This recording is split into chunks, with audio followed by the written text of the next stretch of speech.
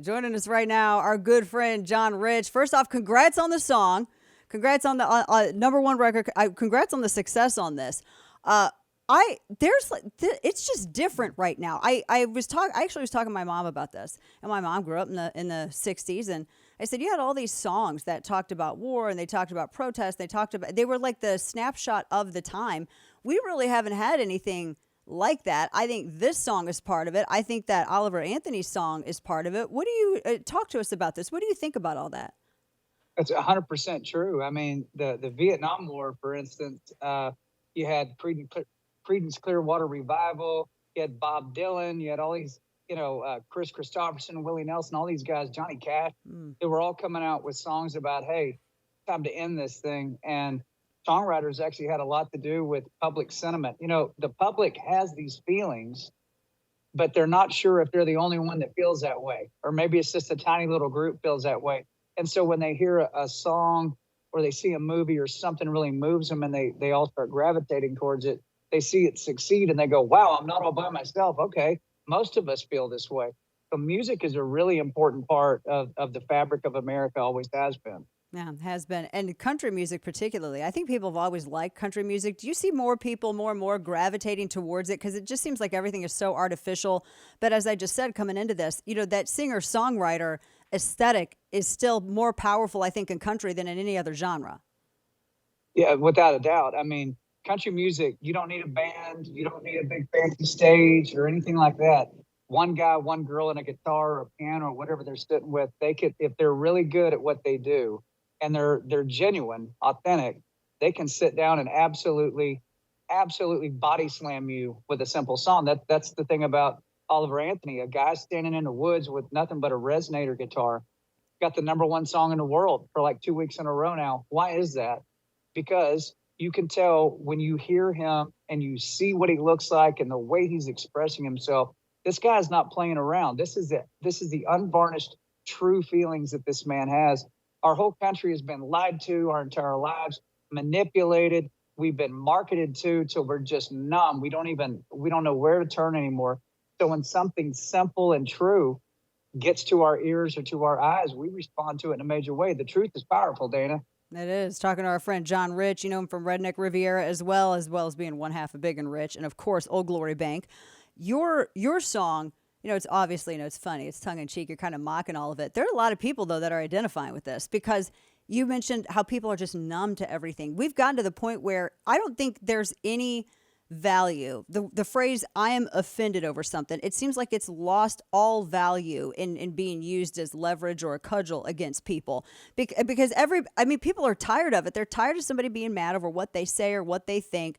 And I like, because you like showcase both sides coming together in your video. There's all these little vignettes all throughout your video where people from both sides of the spectrum come together. I mean, for crying out loud, they arm wrestle and then they get over it. They have a nice, nice little competition. Tell me about, because the numbness of it. Do you think that, is that still work anymore? Does somebody saying, "Oh, this is offensive to me," is it losing its punch? I think it is. I can't put my finger on when this seismic shift started, but it started recently. I mean, if you go back to 2020, 2021, even part of last year, everybody was still walking around on eggshells like, I don't want to say this, I might get canceled, or I don't want to say this, somebody's going to get upset and call me a bad name. But I think it's finally hit that tipping point where people go, you know what? This is just ridiculous and I'm over it. And I don't care if you like it or not, what I'm about to say. That's where you see, Bud Light losing $27 billion, or Disneyland is almost empty, or nobody's going to Target. I mean, on and on and on.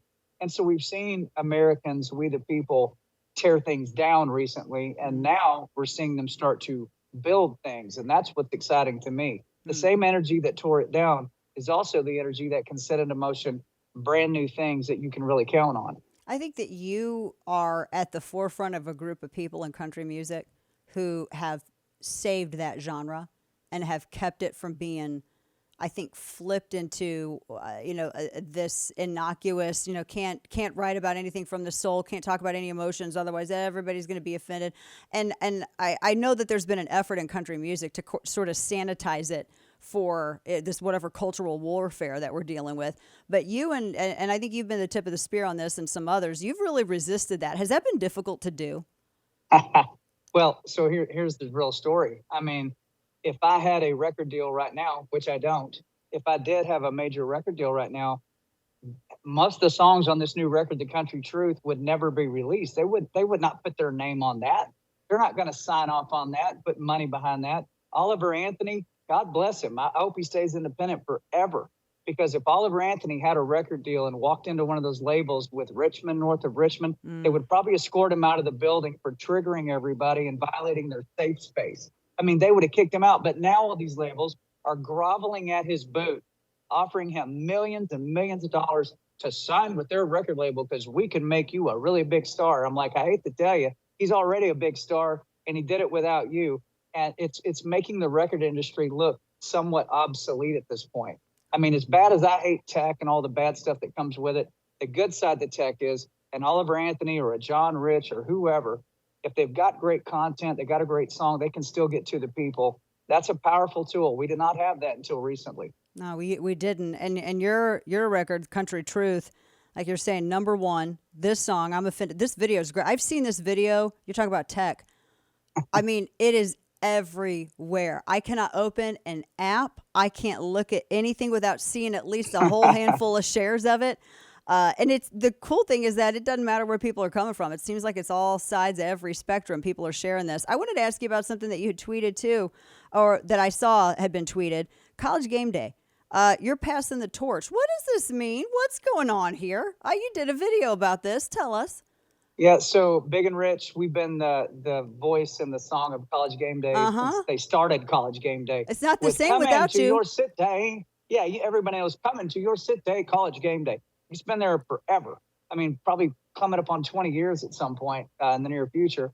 I don't know. They reached out and said, we want to bring in some different faces and blah, this and that. And they weren't mean about it.